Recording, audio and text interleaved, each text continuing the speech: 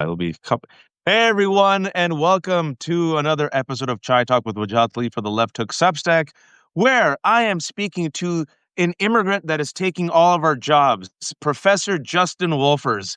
I believe from the accent he might be from Australia, but you should know him because he's the professor of public policy and economics at the great University of Michigan, and he has kindly joined us even though he's on vacation because I have asked him to break down to a simple layman like me, a simple peon, an English major who took Econ 1 in my first year, and I aced the final. But, Professor Wolfers, Justin, has been really great coming on social media and also corporate media and kind of break down for the rest of us the disastrous, what I call murder-suicide economic policies of Donald Trump and Republicans.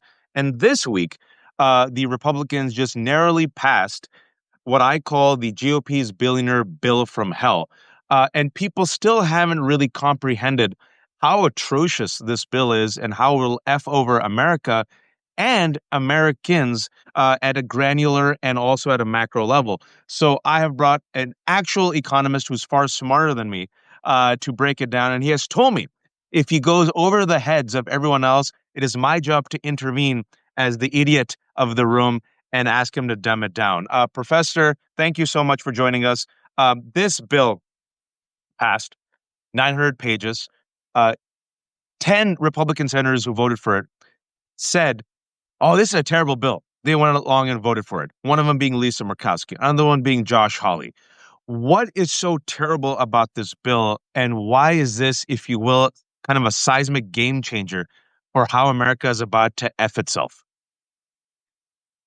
No one asks me questions like that normally, Waj, but I admire the honesty. So I'm going to start with what I think your bottom line is, which is to think about the redistribution involved, which is, who are we helping, who are we hurting?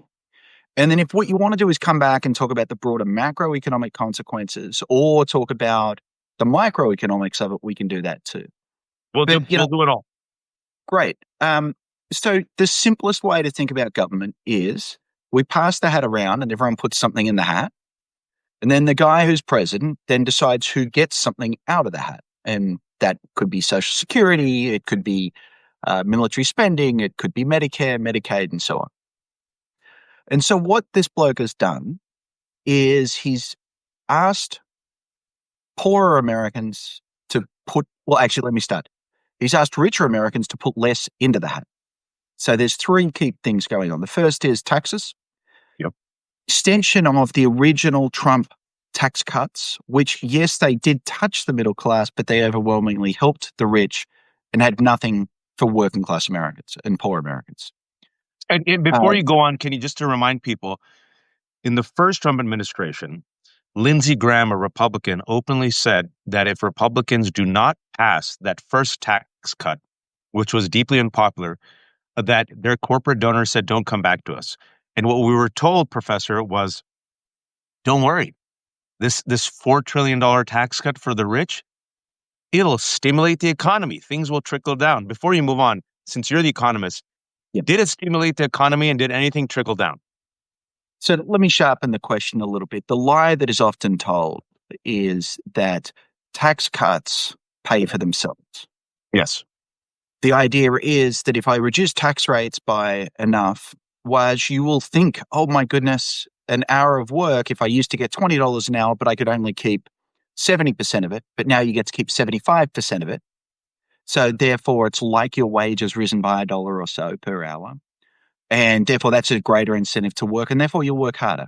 Of course, though, that's actually a more compelling logic for working class Americans who are scraping to get by. For the very rich, I'll work harder so I can get a second yacht. I'll leave your audience to decide what they think about that. But the claim was if you reduce tax rates, people will work harder, invest more, the economy will grow, and it'll pay for itself. We've actually been told this lie many decades in a row. It was actually possible that it was true the first time the idea came up. You remember there was a time when the United States, I think it was under Kennedy, had a 92% tax rate on the rich. Eisenhower, yeah. Mid-50s, yeah. Yeah. And so I could imagine if I only got to keep 8 cents out of every dollar I earned, I would turn down someone invites me out to speak somewhere. I'd turn it down because, I'd rather see my family than earn $80. So it was plausible once upon a time. The thing is that tax rates haven't been that high in generations. And so we've subsequently had 3 generations of Republicans tell us the same lie. So Reagan did the big 1981 tax cut. Huge tax cut, said it'd pay for itself. Watch what happens. It didn't pay for itself. Reagan blew out the deficit. Bush comes through, George W. Bush, says, I'm going to offer tax cuts. They'll pay for themselves. Huge tax cuts, blew out the deficit. Yep. Trump in 2017 comes to power and says, I'm going to offer big tax cuts. Not only are they temporary, they're the ones he just renewed yesterday. There you go. Pay for themselves. Trump blew out the deficit. So the lie here is that tax cuts pay for themselves. We've been told this lie now 3 times in a row. It's failed all 3 times. And it's actually, as a matter of economic logic, pretty straightforward, right? It was a reasonable logic when taxes were absurdly high. Now they're not that high. And even if this logic were to make sense, think about who would be most responsive to getting a few extra dollars in their paycheck. It's probably working and middle-class Americans. And each of the 3 times we've been told this lie, it has been about tax cuts for the rich. It turns out the rich just, they work because they work. So I do want to come back, though, Wise, because I want to be balanced. If the claim that's being made is if you reduce tax rates, people will work harder, that's true. The harder question is how much harder. Yeah. If you want people to work harder, or if you want people to put their money to work harder, lower tax rates will help. The cost, of course, is that we have less tax money and we have to raise the money somehow, or we have to reduce the size of government. So that then is a very serious conversation about costs versus benefits. This will all pay for itself is just magical thinking. It may have been magical thinking under Reagan. By the time we're being told this story the 4th time in a row and the 2nd time by President Trump, I think now it qualifies as a lie. Absolutely. And I'm glad we brought it back, and I'm so glad you explained it that way, because essentially, and again, I'm the simple man, and I'm looking at this and I'm saying, oh, they are willing to add, now I think the number was $3.3 trillion to the debt with this Republican billionaire bill to extend those tax cuts in 2017 and make them permanent. And the numbers seem to suggest that some folks have said will be the greatest wealth transfer in U.S. history. Because I can speak plainly because I'm independent, see that as theft. That's a really nice way of saying theft from the rest of us to pay for these tax cuts for the richest people on earth who just got made richer. Am I wrong in this? Look, you said you were the English major, right? Yeah. And so you and I can have a little fight about words, but understand that it doesn't actually matter. I would avoid calling it theft. It's a very standard libertarian trope that taxation is theft. That any kind of so you don't like it. This is a redistribution from poor to rich. You happen to really care about working and middle class Americans, so you're calling it theft. What I would call it is a misplaced or a poor or a shitty redistribution, but I would avoid calling it theft, because if you think it's theft, then you might think that all taxation is theft or all redistribution is not there. No, I'm not a Grover Norquist type, but yes, I see. Right. I see where you're going with that. So I just don't like what they did. I think it's that simple. I think it's immoral. Can we use simpler language like that? And so with the greatest transfer, though, can you explain it? Can you explain to us how they did the transfer? Right. Okay. So step 1, taxes, tax cuts for the rich, with a couple of shekels for the middle class and nothing for the working class. Step 2. So that's they cut taxes by about $4 trillion. I'm going to round everything to the nearest trillion. Okay. Then they said, well, we have to pay for this. Now, you might think if they have to pay for $4 trillion in spending, that in tax cuts, they'd have $4 trillion cut in spending. No, they cut spending by $1 trillion. And this is almost entirely cuts to Medicaid. And so the insurance program relied upon by working middle-class Americans is being cut enormously. Roughly 1 in 7 people in Medicaid are going to lose coverage.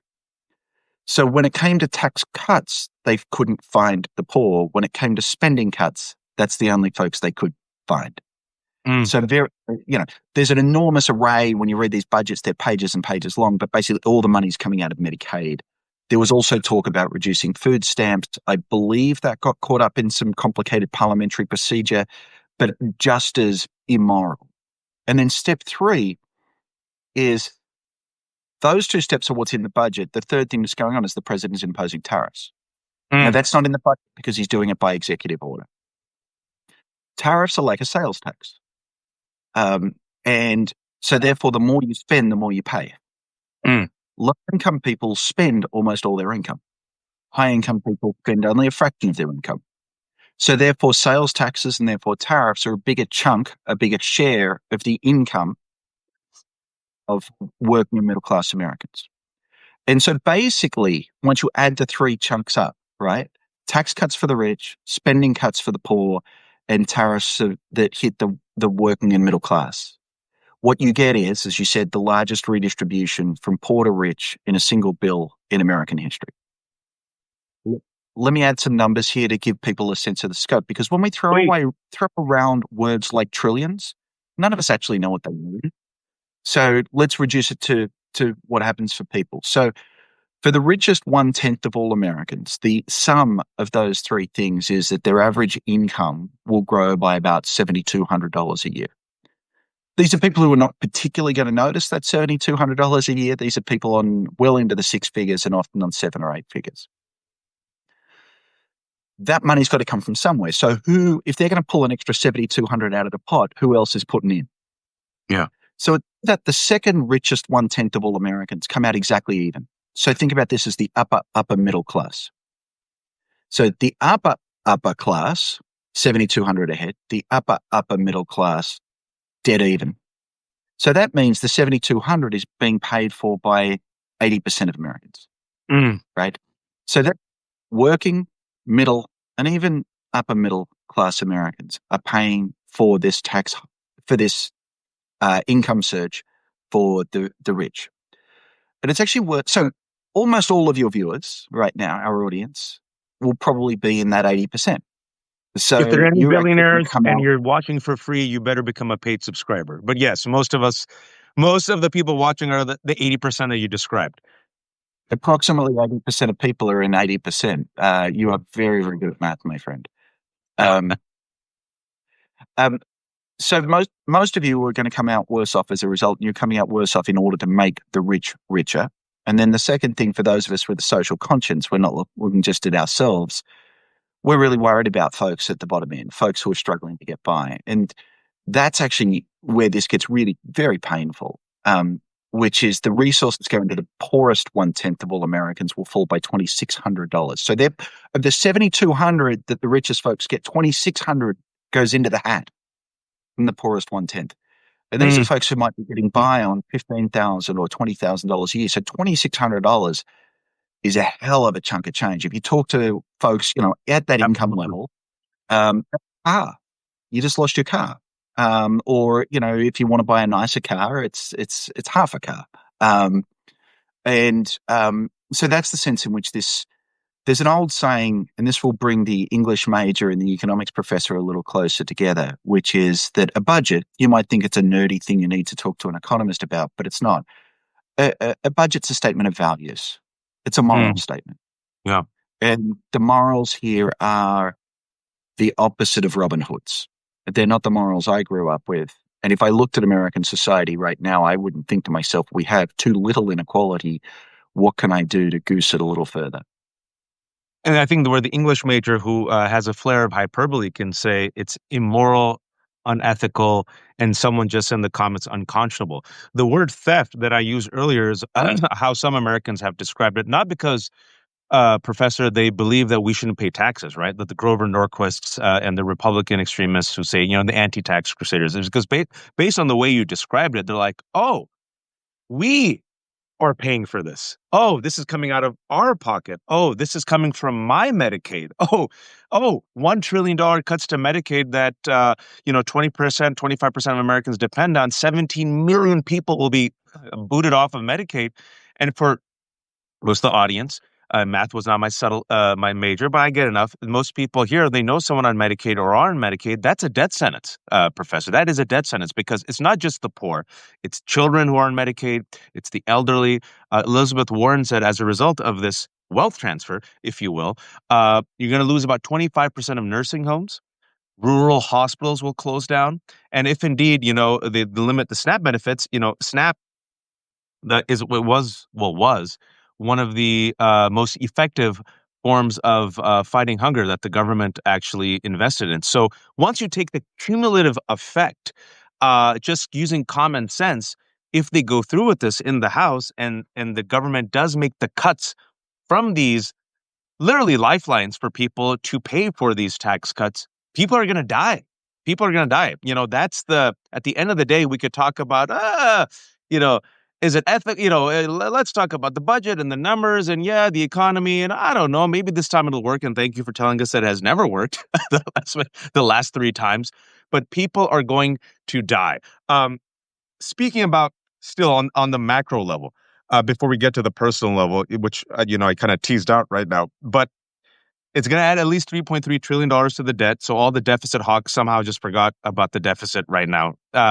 Talk to us about what this will do to the economy, right? Because some people might say, oh, okay, well, all right, I've heard, and this is the way Republicans have spun it, I heard it'll trickle down. Won't this trickle down? Won't this help us? Great. Good question. So actually, let me take a detour into politics for a moment. Please. Because we've already started there, which is, you were right to say, hey, where did the fiscal conservatives go? And there are a lot of self-proclaimed fiscal conservatives in Congress on the Republican side. This is anything but. So let me, when we use words like trillions, it's hard even for a professional economist to know what that means. So one way to think about it is just to say, what should our budget deficit look like? And there are very complicated arguments about whether it should, on average, over decades be zero or a little bit positive or a little bit negative. Put those aside. What we do know is that on average, what we want to do is when times are good, stash a little bit of money away so that when times are bad, the government can come out and help people. It was obviously so important during COVID that we're able to have a big cash splash. And we saw the same thing after the global financial crisis. And so that means where you think the budget deficit right now depends a lot. It should be, depends a lot on how you think the economy is right now. So now I'll just give you a fact. The budget deficit right now is 6.4% of GDP. Again, that number may not mean much to people. So in historical terms, if you had only been alive through to 2007, we had never had a budget deficit that large. So every prior recession, we would only blow out the deficit by less. Then what happened? We had two once-in-a-century crises, both the financial crisis and COVID. And I actually think it's wonderful that we spent a lot of money in those periods and blew out the deficit. But the point is, both of those crises are behind us right now. So unemployment is round about 4.25%. I might wish it were lower, but still, over the long history of the American economy, we'd call that pretty good. So that suggests this is a time we should sort of be putting away cash for a rainy day. Yeah. And what we're doing is we're taking what was already a very large deficit, the sort of deficit that historically would be a medium to large recession would cause us to do that, and we're making it larger. Right. So that's just trying to put it in scale for people. So now what are some of the economic consequences? Well, the first and most important one is there's less cash if something does go wrong. If there is a recession around the corner, will the government be able to do what it did during COVID to keep us healthy, keep us safe, keep the economy going? And the answer is we have much less headroom for that. The second is the national debt grows. Yeah. There's a lot of people who have far too complicated views about the national debt. It's okay to go into debt. That's fine. I have a debt on my house. It's called a mortgage. It's good debt because what I get to do is live in a wonderful house and I can afford the payments each month. What happens is the more money you borrow, the more that others start to worry that you're a risk of not being able to repay your loan. And the more money the US government borrows, the higher the interest rate on our debt. And a reasonable rule of thumb suggests that this deficit will lead the interest rate charged on US government debt to rise by 1/7 of a percentage point. We call 14 basis points or 0.14% percentage points. That doesn't sound a lot, but for anyone who in our audience is watching, if you've ever tried to calculate what would happen to your mortgage payments, your family mortgage payments, if the interest rate went up by even just a few tenths of a percentage point, you'll know it's a lot. The thing is here, we're not talking about a mortgage. We're talking about close to $30 trillion in debt. And so an enormous number multiplied by a moderately small number still yields a very, very large cost. And so that cost is, first of all, going to be interest the government has to pay, higher interest, which means that for any amount of tax revenue the government gets each year, a bunch of it's going to have to go out to interest, leaving it less money to do the things we want it to do, like pay for SNAP and Medicare and Medicaid and all of those things, and roads and the military. But it also means that the interest rates that you and I pay on our mortgages and our car loans and our credit cards, they're all measured off of these US government interest rates. And so what it means is actually, to the audience right now, the interest rates you're going to be charged on your debt is likely to go up. Yep. Not a huge amount, but if you owe a lot, again, that's going to be very painful. That's not necessarily the worst thing in the world. I just want to point out there are costs. They're real costs. They're painful costs. They're manageable costs. Let me now tell you what people worry about. And then I think it's an open question whether we should worry, and a genuinely open question. Yeah. So far, nothing I've said says the world collapses or anything like that. It just says we have to pay more and we're paying more in interest rather than buying stuff we like. That's bad, but we can live with it. There's something called a debt crisis. Here's how a debt crisis works. Right now, the US can afford to repay its loans. The annual payments just aren't too bad compared to how much money each of us earns. It's like saying, can I afford to pay my monthly mortgage out of my monthly paycheck? And the answer is yes. Because of that, we're regarded as being not very risky to lend to. That's actually the reason that people are willing to lend us a lot of money at low interest rates. Yep. Now, what would happen if somehow the rest of the world woke up tomorrow and decided, you know what, I'm worried about the US government. I don't think it can repay its debt. If they thought that, they would jack up the interest rates. If they jack up the interest rates, the equivalent of the mortgage payment, the annual interest payment, goes up. If it goes up a lot, we can't pay it. So this becomes a self-fulfilling prophecy. If people fear we can't pay the debt, the interest rates go up. And if the interest rates go up, we can't pay the debt. So think about it. I apologize for using the language of economics, but there's a good state. That's the one we're currently in. The debt's low enough, we can pay it. Everyone's confident we can pay it. Things are good.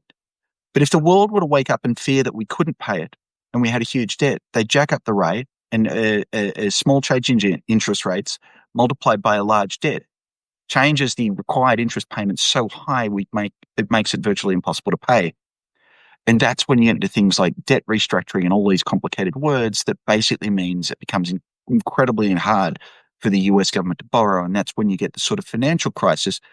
What I've just described is the script of what happened to Greece around about 2009, 2010. It wasn't good. Not a good story. The script of what's happened to Argentina many, many, many times. And while you might say, well, that would never happen to the US, we're not a marginal country like Greece. First of all, Greece used to think that. And second of all, the country that's most famous for this is, of course, Argentina.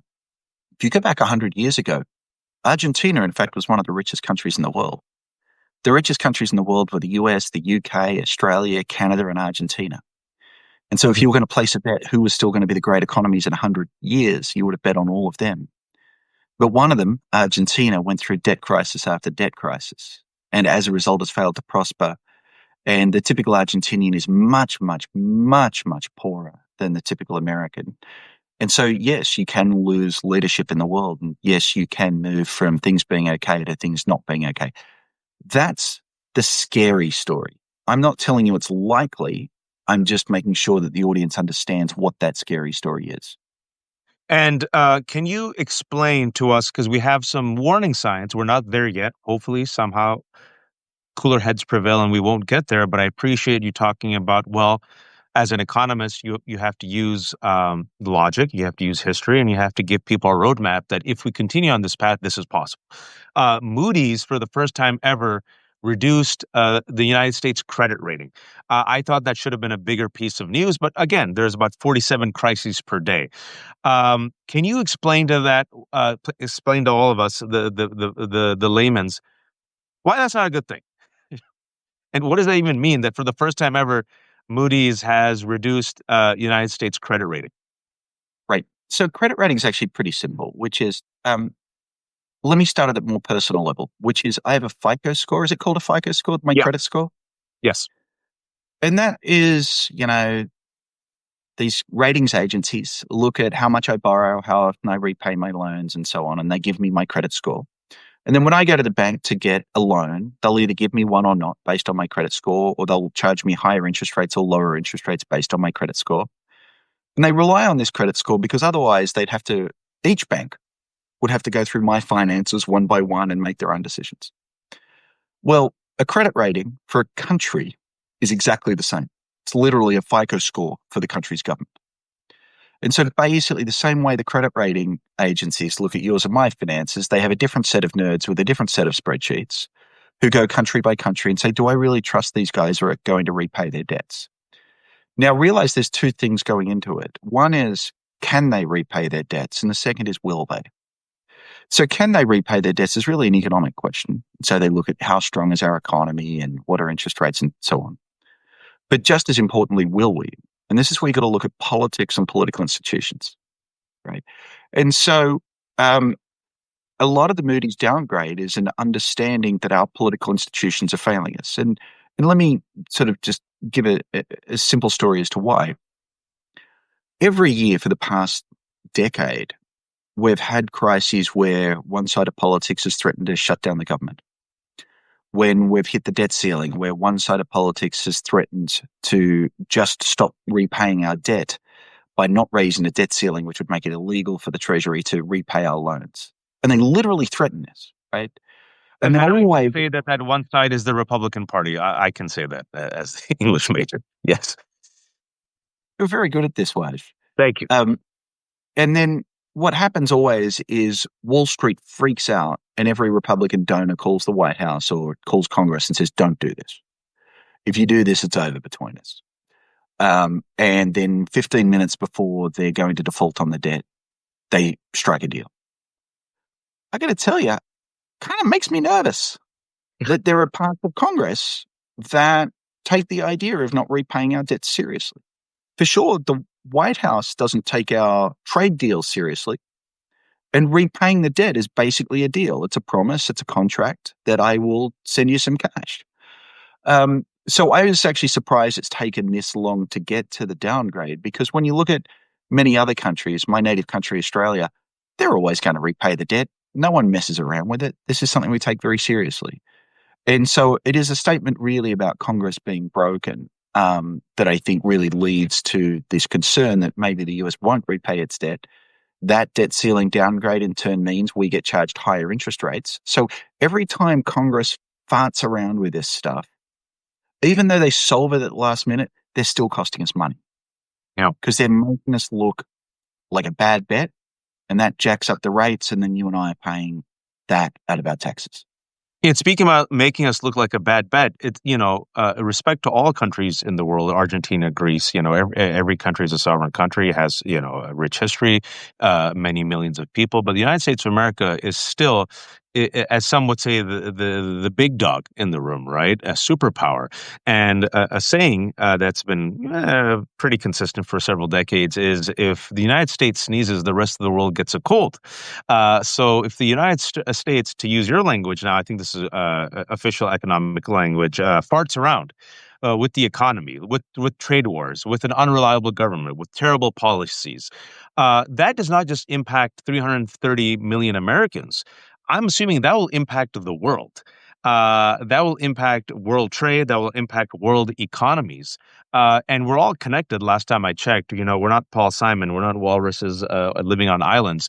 Can you talk to us real quick on a truly global macro level? Uh, if United States continues down this path, and it seems like it will at least for 3 years, how will this impact the world economy and how the world looks at the United States of America? Yeah.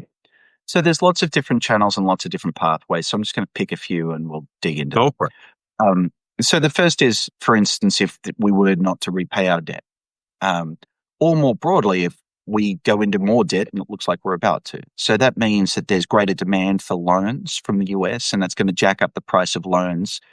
And because we borrow money in global markets, that means global bond yields, which is to say global interest rates are going to rise. That's almost certainly going to happen.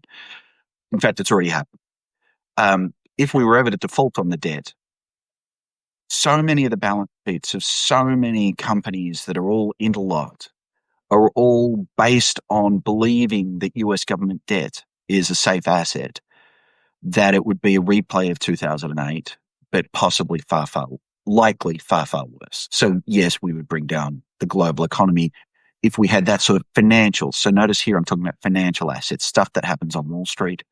And so the simplest way we do that would be defaulting on the debt. The trade flow stuff really, really matters, right? What we're seeing, and it hasn't gotten a lot of reporting in the US. Actually, let me go back and tell a story. The US has become an unreliable partner in trade, right? I don't know what the tariff is going to be between my country and your country on any given day of the week. What does this remind me of? I don't know if you remember, but during COVID, actually, there are a lot of problems with international trade. At the time, I spent some time in Australia, and the Europeans wouldn't send us vaccines. In the US, the Chinese wouldn't send us personal protective equipment when we needed it. And that led to an understanding that sometimes, when it really matters, some trading partners may become unreliable friends. And so that led economists to start using these new words they made up. One was friendshoring. Friendshoring means let's stop relying on trading with unreliable trading partners. Let's only trade with our friends.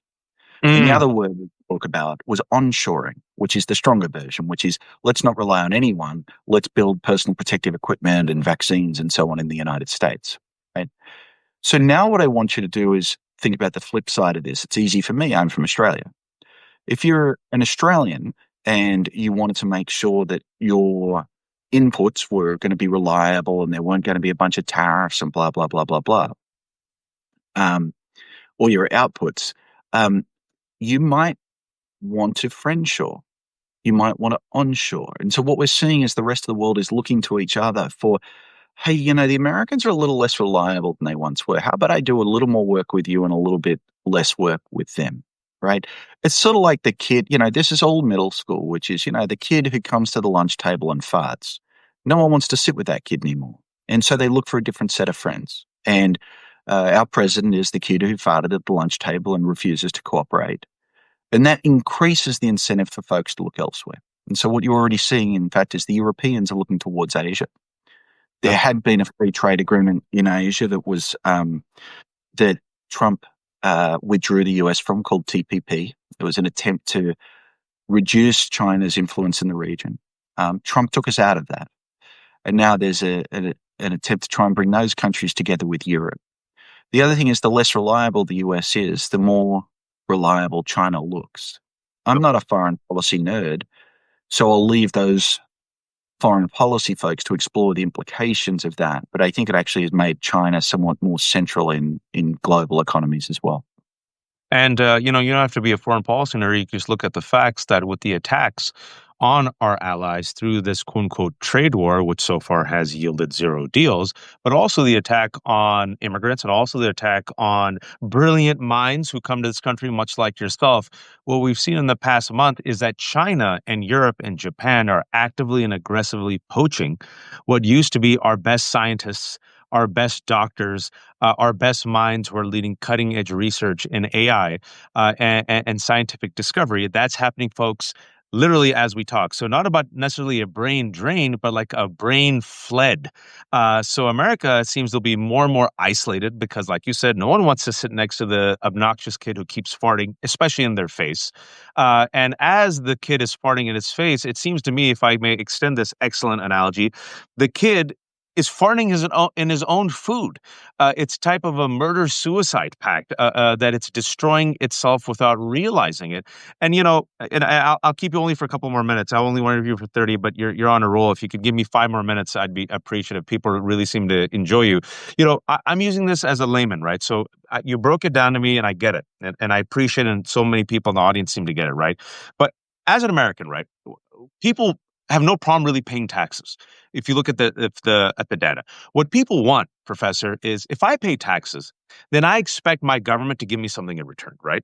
And what people get really pissed off about is not necessarily paying taxes, it's the inequality. That why am I, as a dude who's working 2 jobs just to stay broke, or as a nurse or as a teacher, paying more than Jeff Bezos, who had a friggin' $50 million wedding, right? And based on what you just said, right, like if I'm giving money into this pot and I'm going to get even less than what I gave before, right? Then what's the point of me paying taxes? Like what am I getting, right? And I say this because, and I, eventually there has to come a point, maybe, when it comes to human nature, saying I'm giving taxes to pay off a debt, and I'm giving taxes and getting nothing in return, and I'm giving taxes and I have no schools left, but there's going to be Alcatraz Island. There's no Medicaid. Social Security is going to get weak. Well, what the hell is my government doing for me? And then just common sense. I'm not a political scientist. I don't think you're a political scientist. I think public policy and economics, you're closer than I am. Uh, I think by just common sense and human nature, that causes unrest when it comes to the people and their faith in their own government. Uh, what am I missing here? Very little. Uh, One of the things that's going to be very painful is a lot of the early Doge cuts. Elon just walks in and fires everyone. And then the courts later come back and like, guess what? You're not allowed. Congress actually is meant to decide things in this country. And so then they unfire everyone. Now, I actually teach at a public policy school. So I teach the kids who want those jobs. What's the message to those kids? Does it really make sense to upend your life and accept lower pay in order to move to Washington when you're fired on Monday and unfired actually not on Tuesday, but 6 weeks later? Which folks that they call back into the office are going to come back in? I'm going to give you a hint.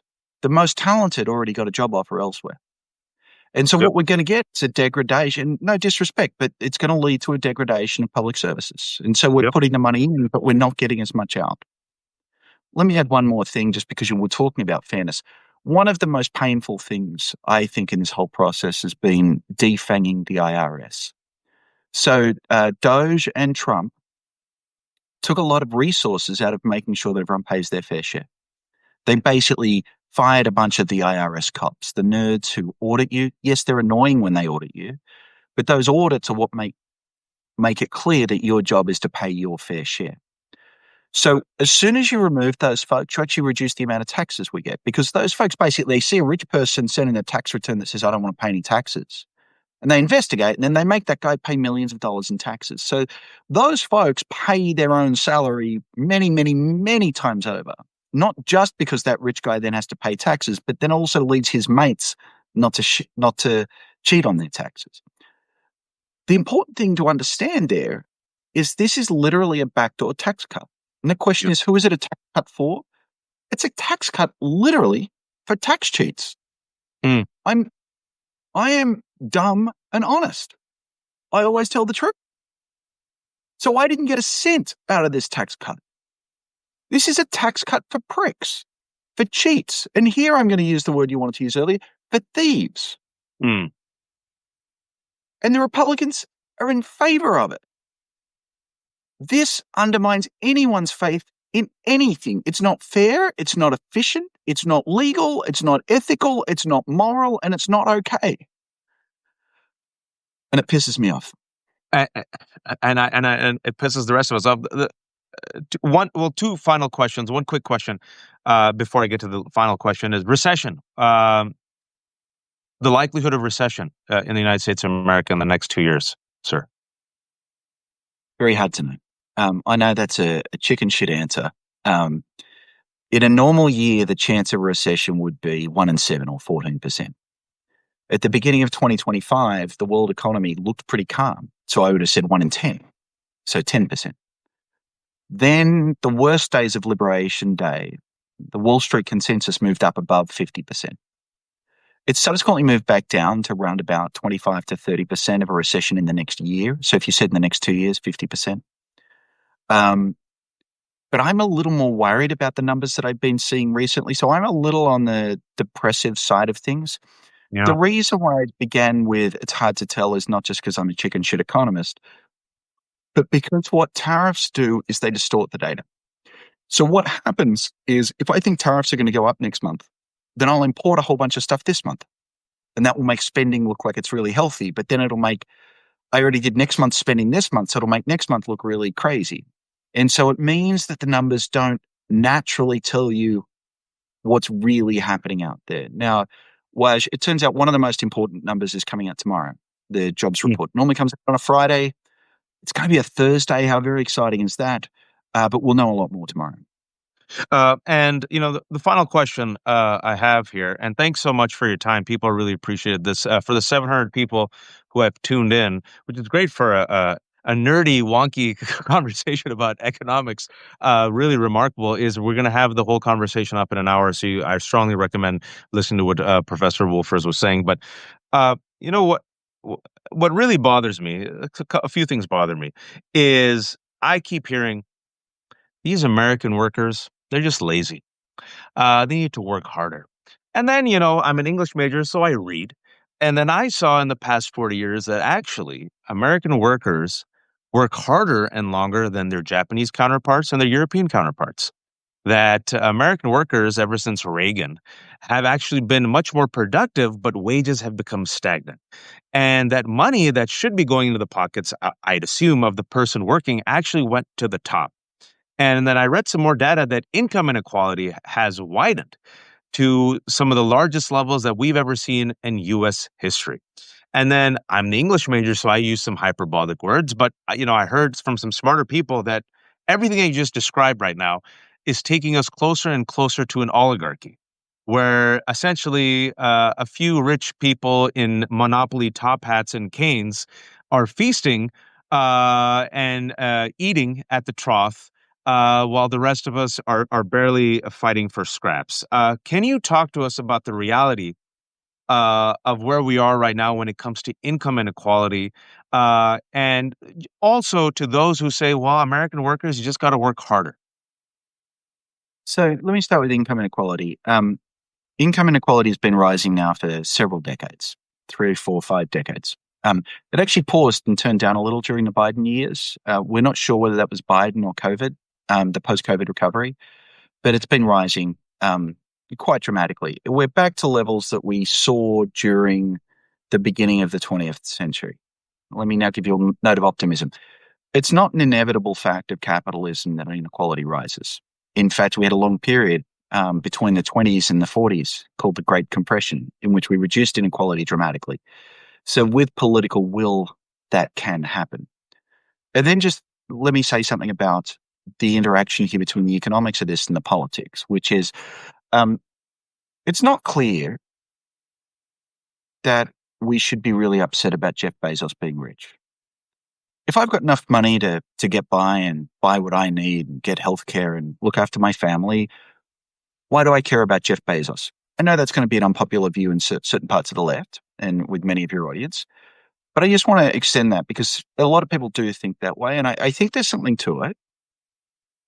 There are reasons, though, to worry, and one of them is the insane amount of political pressure that these folks can bring to bear. And so actually, I shouldn't have picked on Bezos. I should have picked on Musk, the richest man in the world, invested over $239 million in the presidential election, and then basically was able to walk into the cabinet room.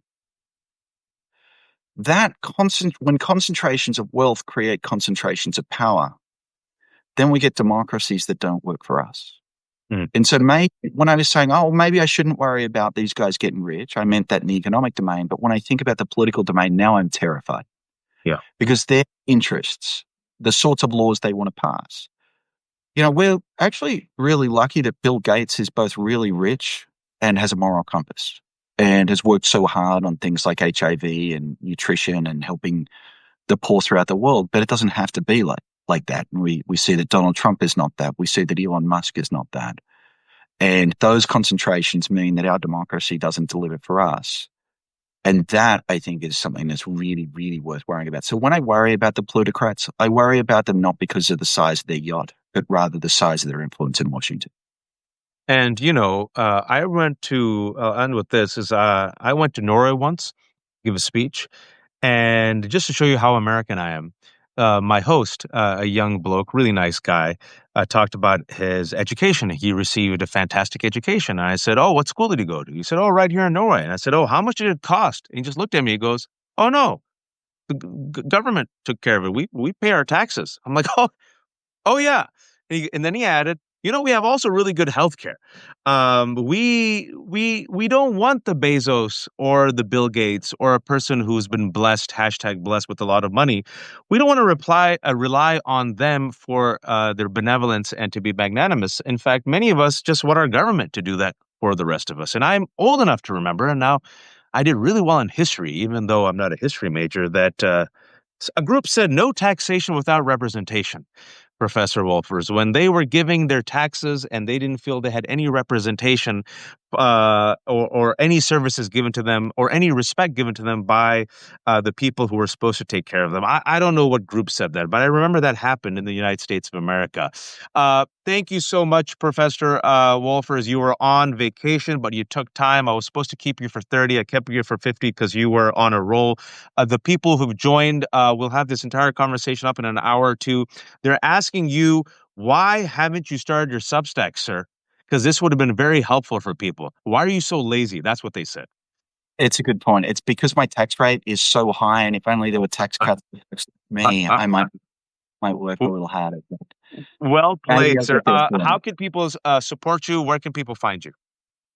The easiest way to find me is on all the various social medias at Justin Wolfers. I will start a or maybe I may start a Substack soon. I do have a profile there, so if you tap follow there, maybe I'll even get around to getting it done. I'll Waj, link this to has it, been a folks. great lesson for me, so thank you. Yeah, I'll link to it, and then you're going to go on there. You're like, "Oh, I'm so excited," and it's nothing. But hopefully, this conversation and hopefully this first Substack live that Justin did will inspire him to actually get that started. Come back anytime, sir. Thank you so much for taking the time. This was the first time we ever talked. I just reached out to you, and you were really kind and said yes without ever talking to me. I could have been a crazy person, and maybe I was a crazy person, but you said yes, and you explained this and broke this down to our audience. I think it'll be very, very helpful, especially as this news is coming out this week. Hopefully, folks, real quick, if you can find 4 Republicans in the House with a spine, this dies. This billionaire bill dies. Just 4. Just 4. So keep up the pressure. Until next time, folks, be kind, be empathetic, take care of yourselves, and please, oh, please don't be a fascist. Enjoy your vacation, Justin. Thank you, sir. Thanks, guys. Bye.